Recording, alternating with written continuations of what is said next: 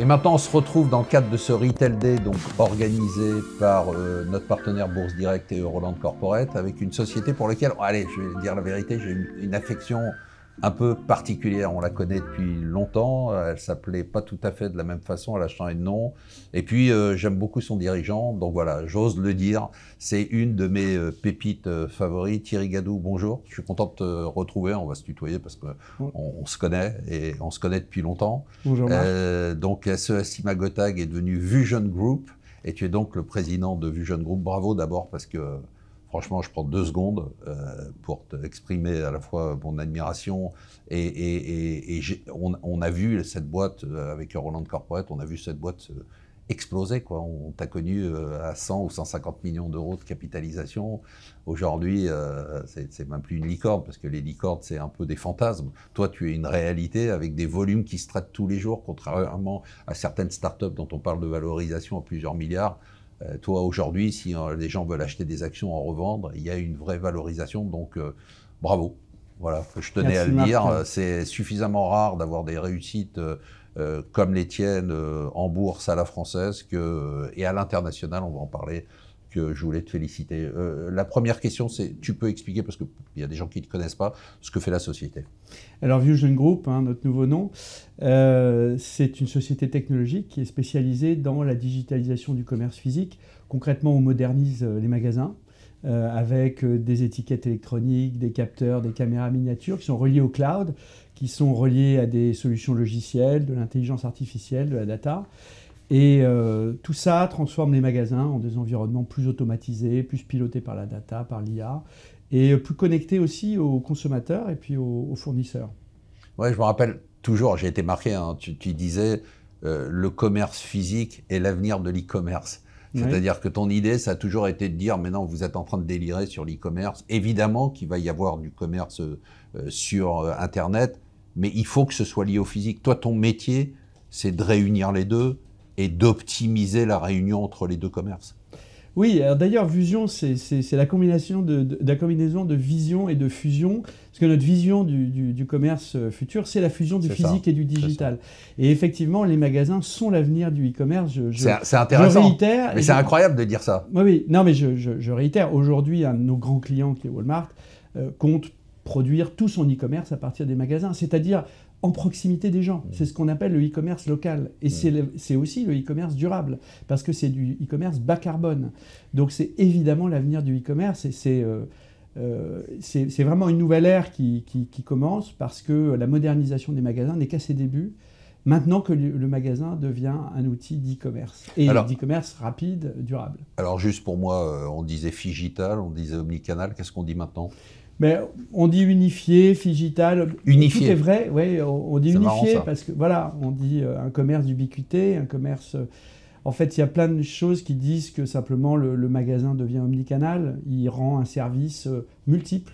Voilà, et donc ça nécessite une certaine modernisation quand même. 2023, comment ça s'est passé? Bon, on a vu les chiffres, ils sont très bons. Alors 2023, c'est une année fantastique. À la fois la croissance, 30% de croissance, plus de 800 millions. On a atteint à la fois notre objectif annuel, mais aussi l'objectif de notre plan à 5 ans. Les prises de commandes qui approchent le milliard, 950 millions. C'est aussi une année d'accélération aux États-Unis, avec la signature bien sûr d'un contrat historique avec Walmart, mais avec beaucoup d'autres Américains. Walmart, ça a été, on l'attendait depuis un moment, et puis ça a été vraiment spectaculaire, quoi. Alors Walmart, il y a d'autres choses, mais c'est emblématique. Non, il y a beaucoup d'autres choses, puisque Walmart reste en 2023 un petit client, alors qu'on fait largement plus de 100 millions déjà aux États-Unis, et que les États-Unis vont être très très bientôt, dans quelques mois, le premier parc installé, devant même la France. Donc mais évidemment, c'est historique parce que c'est très difficile, c'est un travail de 10 ans. De gagner un contrat comme ça. Après, c'est un acteur, c'est fabuleux aussi parce que on innove avec eux. Et puis quelle reconnaissance. Très intéressant. Et quelle reconnaissance. Oui, c'est vrai. On est très très reconnu aux États-Unis, absolument. Bah ouais, c'est quand même fantastique. Est-ce que tu as l'impression, moi je pose toujours un peu cette question et je la pose à tous les dirigeants qui vont défiler pendant cette journée, les dirigeants ont souvent le sentiment qu'ils sont mal compris par la bourse ou que la bourse comprend mal ce qu'ils font. Est-ce que tu as l'impression que les investisseurs institutionnels ou les particuliers comprennent bien ce que tu fais? Moi, je pense qu'on est encore assez largement méconnu. Ça tient probablement au fait qu'on grandit très vite et qu'on évolue beaucoup. Donc les gens commencent à savoir qu'on est le numéro 1 mondial des étiquettes électroniques, mais qui sait qu'on est aussi un acteur en pointe dans le cloud, dans l'intelligence artificielle, dans la data, dans la big data. Qui sait qu'on est aussi le champion français de toute catégorie de la croissance. Champion français de toute catégorie de la croissance? Ben oui, sur 5 ou 10 ans. En fait, ça fait 10 ans qu'on a une croissance moyenne de 25% par an. Donc, on est aussi un des rares numéro 1 mondial français sur un secteur en plus numérique à très fort potentiel et sur lequel, un des rares sur lequel les GAFA n'ont pas encore sonné la fin du match. Donc voilà, on a encore beaucoup de travail à faire pour être mieux connu. Mieux connu à la fois à la bourse et on sent que peut-être, je me trompe peut-être, mais mieux connu aussi par l'écosystème français. C'est-à-dire tu as quand même le sentiment qu'en France, on ne te reconnaît pas à ta juste valeur, ou je ne parle pas de toi, je parle de l'entreprise. Oui, il ne s'agit pas de moi. Non, évidemment. Mais quand on voit tout le bruit et l'agitation qu'il y a autour de certaines licornes dont on sait que les valeurs sont totalement fantasmées, et on l'a vu depuis quelques mois, toi tu as l'impression que finalement on ne met pas assez en avant une réussite française qui est spectaculaire? C'est peut-être un peu ma faute aussi. Aujourd'hui on fait 90% de notre chiffre d'affaires à l'international. J'ai très rapidement eu la certitude que si on voulait défendre et faire grandir à l'époque SES Imagotag, maintenant Vusion Group, il fallait absolument devenir leader mondial, et notamment leader aux États-Unis.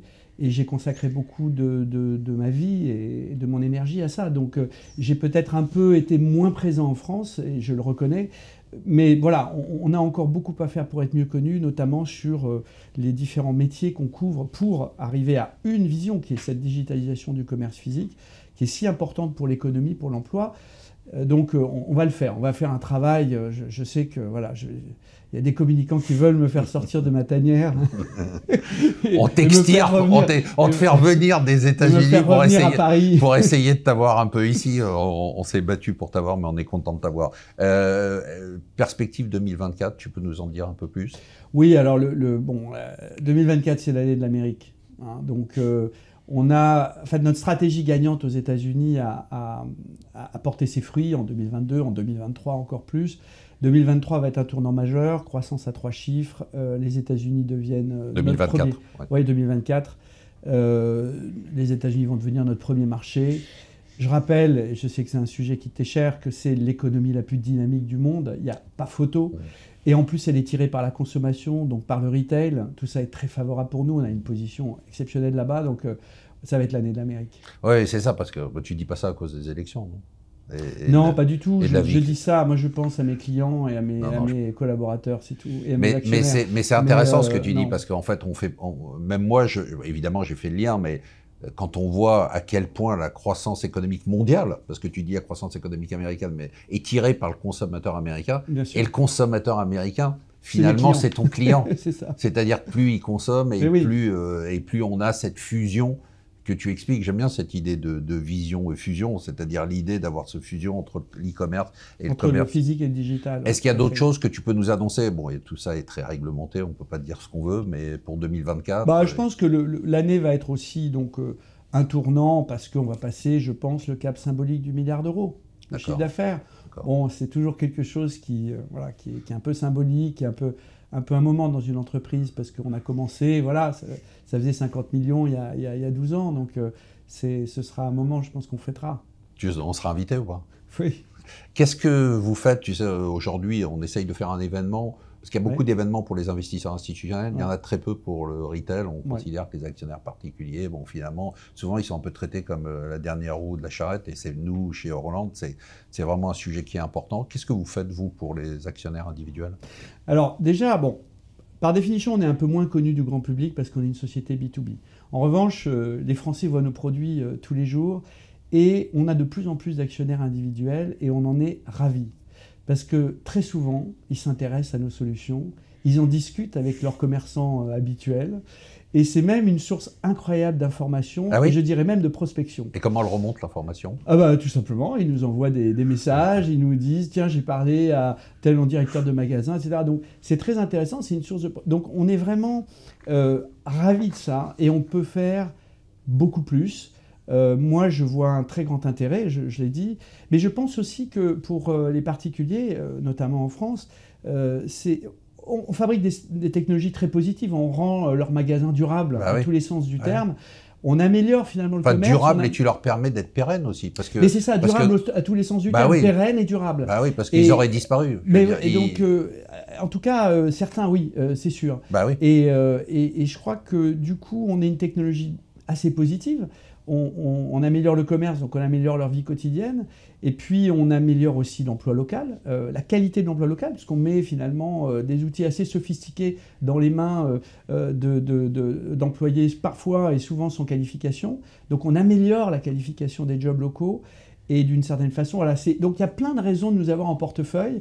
Et puis, même, je le dis encore, de nous aider sur le terrain pour que dans les territoires, tous les magasins s'équipent de nos solutions. Attention, tu vas avoir plein de messages après ton passage. Là. Il va falloir que tu y répondes. Hein. Mais ouais, mais c'est... je ne répondrai peut-être pas à tous, mais on essaiera de... Ok. Écoute, très bien, on va passer aux questions, si tu veux bien. On a eu énormément de questions. Ouais. Bon, c'est logique, hein, avec la progression de ton cours, avec la progression de ton chiffre d'affaires. Ça y est, tu commences quand même, nous on le perçoit, hein, tu commences à intéresser énormément de monde. Bon, il y a une question assez amusante, je la pose. Vous avez multiplié par 10 votre chiffre d'affaires depuis 2013. Est-ce que vous allez multiplier par 10 votre chiffre d'affaires à horizon 2033? J'espère bien. Ah oui? D'accord. Bon, ben, au moins c'est clair. Je pense qu'en tout cas, la taille du marché le justifie. Après Walmart, quel est le gros réseau que tu essayes tu aimerais remporter? Tu l'as dit tout à l'heure, Walmart, c'est emblématique, c'est génial, ça t'a donné une visibilité qui est extraordinaire, notamment aux États-Unis. Mais pour l'instant, c'est un client parmi d'autres, un gros client. Est-ce que tu as d'autres clients aujourd'hui que tu aimerais conquérir? Où? Dans quel pays? Quel réseau? Bah, bon, tous. On a commencé par le numéro 1. Moi, j'aimerais bien continuer avec voilà, le numéro 2 ou le numéro 3. Donc, bon, c'est probablement aux États-Unis. Mais on a annoncé des très belles enseignes cette année aussi, hein, Ikea et d'autres. Donc, on a... Justement, c'est aussi une question. À part les États-Unis, tes plans de développement, c'est quoi? Quels sont les pays? Bon, disons qu'on a un tropisme très ouest. Donc l'Europe, où la croissance a été très forte cette année, hein, 32%, et en plus très équilibrée, le nord, le sud, la France, l'Allemagne, donc une croissance équilibrée, donc on a encore beaucoup de potentiel de croissance sur l'Europe, et le Moyen-Orient aussi, voilà, et bon, comme je l'ai dit, l'Amérique qui nous tend les bras. Alors tu disais tout à l'heure, hein, il ne faut pas oublier que tu es une entreprise d'innovation. Technique, technologique, hein, tu n'as pas arrêté. Hein. 30% de nos employés sont dans la R&D. Ah oui, c'est énorme. C'est énorme, oui. Alors, tu as présenté des innovations récentes, notamment, on me dit, au NRF à New York. Tu vois, il y a des gens qui te suivent. Ouais, hein. NRF, c'est le grand moment de l'année. Hein, qu'est-ce que tu as présenté de beau? On a présenté un produit qui s'appelle EdgeSense, et en gros, c'est la plus importante innovation depuis l'invention, il y a 30 ans, par SES à l'époque, des étiquettes électroniques. Donc on révolutionne à nouveau la manière de digitaliser l'étagère, la tête de gondole. Donc c'est véritablement un rail intelligent sur lequel viennent se brancher des écrans, des capteurs. Et donc c'est un système très holistique qui est en fait le système qu'a choisi Walmart. Donc, tu peux nous en dire un peu plus? Ça vaut le coup qu'on prenne quelques secondes pour nous expliquer. C'est-à-dire pratiquement c'est quoi? Parce que étiquette électronique, on a bien compris. On voit ce que c'est, ça y est, on est habitué grâce à toi. Et là, c'est quoi en fait, pratiquement? C'est-à-dire qu'en fait, pour digitaliser complètement le magasin, il faut transformer le magasin en data. Donc ça veut dire que l'étiquette, c'est un des outils, l'étiquette intelligente, mais il faut également y mettre des petites caméras miniatures, des capteurs, etc. Parce que sinon, on ne transforme pas la totalité du magasin en data.